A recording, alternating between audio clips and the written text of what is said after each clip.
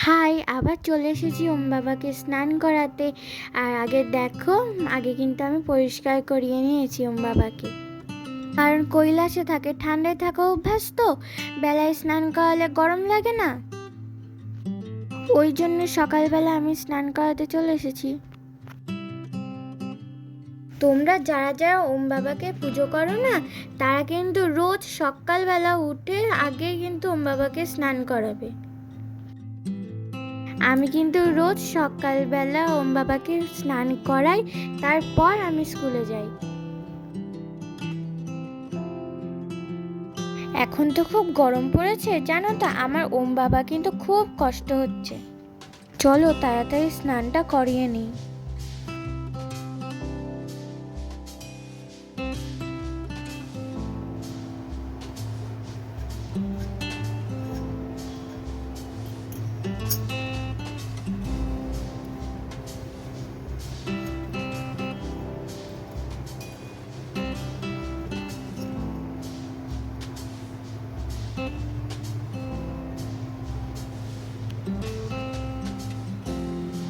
আমার ওম বাবাকে যেন আজকে একটু বেশি কিউট লাগছে।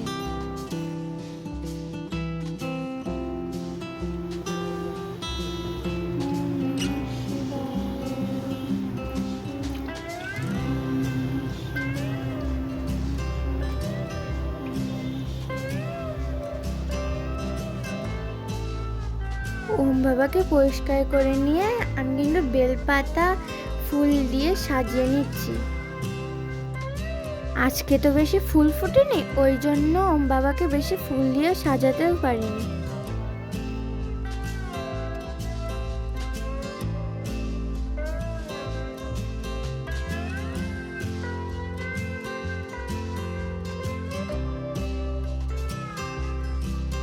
দেখো তো আমার ওম বাবাকে কেমন লাগছে।